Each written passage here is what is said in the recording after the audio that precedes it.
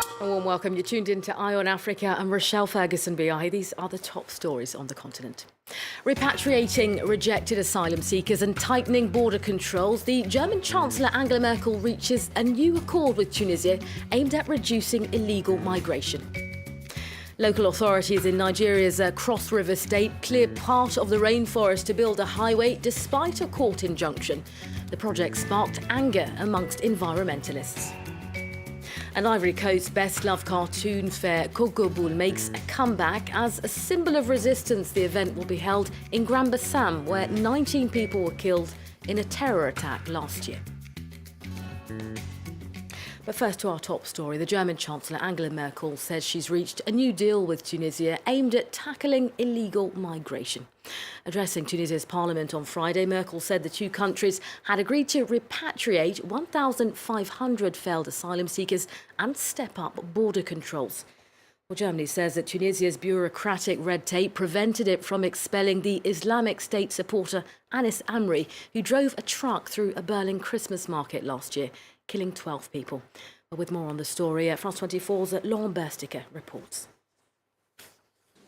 Speeding up repatriation procedures, Tunisia agreed to take back 1,500 migrants whose asylum requests were denied by Germany. A deal President Beji Caid Essebsi said was beneficial for both countries. This doesn't concern all Tunisians. It only concerns 1,500 Tunisians who are there illegally. And it's in good faith that Germany is cooperating with us in this matter. They could have just kicked them out. This is a good agreement. It doesn't harm the sovereignty of Tunisia. Angela Merkel's visit came less than 3 months after Anis Amri, a Tunisian national, killed 12 people in a truck attack in Berlin. The incident caused frictions between the two countries. Germany said delays in Tunisia's bureaucracy prevented it from expelling Amri after his asylum request was denied. Friday's agreement included new measures to facilitate the repatriation process in the future. We agreed that German identification requests should be answered within 30 days. And we're going to help Tunisia install a general registration system.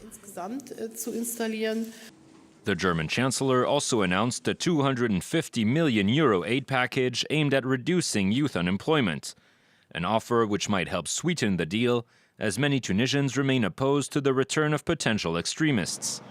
The 2015 Sousse and Bardo Museum attacks, in which 60 people were killed, were both committed by Tunisian nationals who had gotten radicalized abroad. In other news, the UN Security Council has kicked off a visit to Yaoundé in Cameroon to highlight the growing humanitarian needs in the Lake Chad region.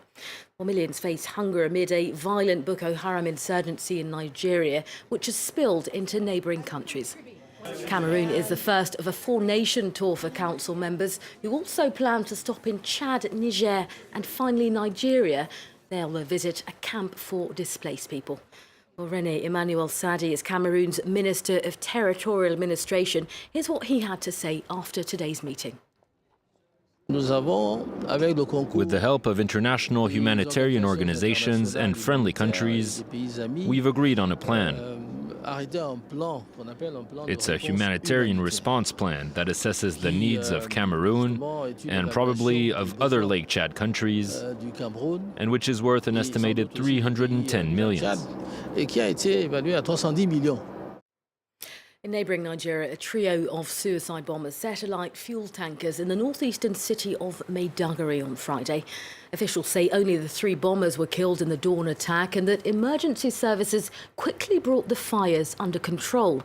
Authorities have blamed Boko Haram for the incident, which comes just days before the UN is due to visit the city. To Nigeria's Cross River State now, where local authorities are busy clearing part of the rainforest to build a superhighway. This despite a court injunction.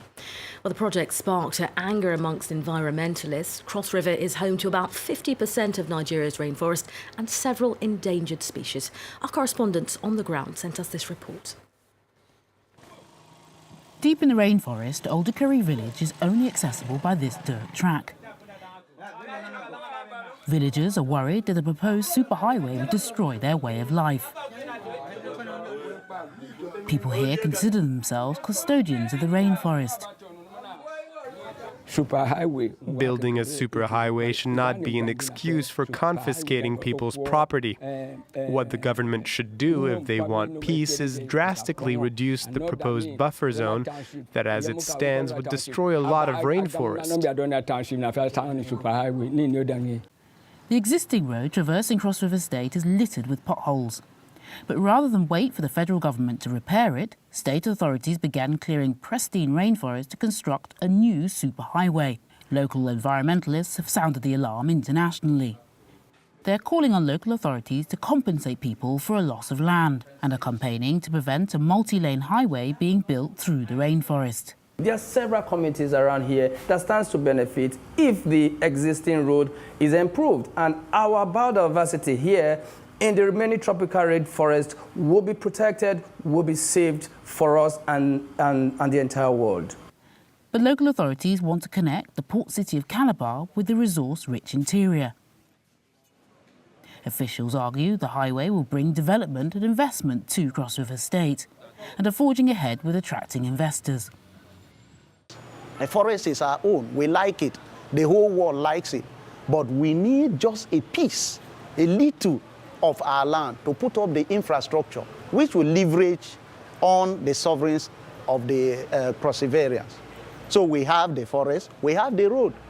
So there's nothing that will be compromised at all. Both of them will have them and sustain both of them. Farmers the length and breadth of Cross River struggle to get their produce to market due to poorly maintained roads. But the fear is a superhighway would make it too easy for the fruits and trees of the rainforest to be exploited. The son of DR Congo's late opposition leader, Etienne Tshisekedi, has been chosen to be his father's successor.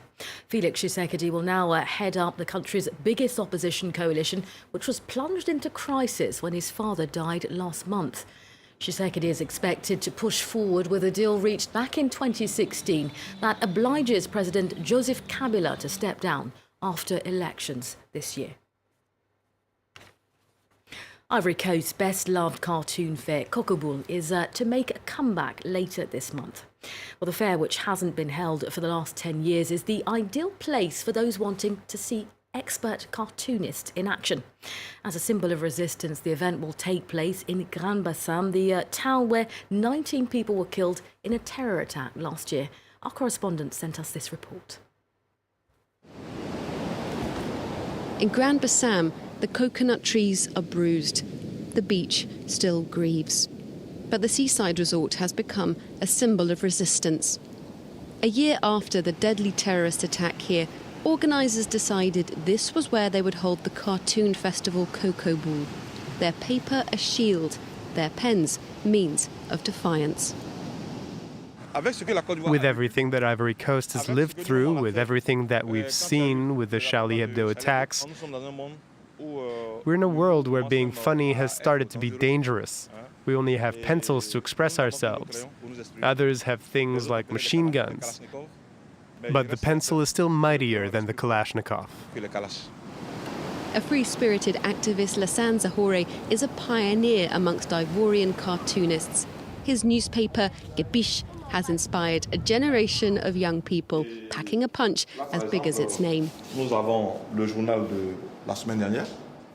For the past 18 years, his funny, sarcastic characters rooted in the news have galvanised readers to action.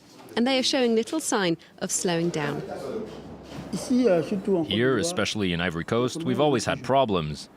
So we'll always have something to say, always have new ideas, something to create. Do you see? It means that it will never end. We believe in our future because in Africa there are so many problems to solve.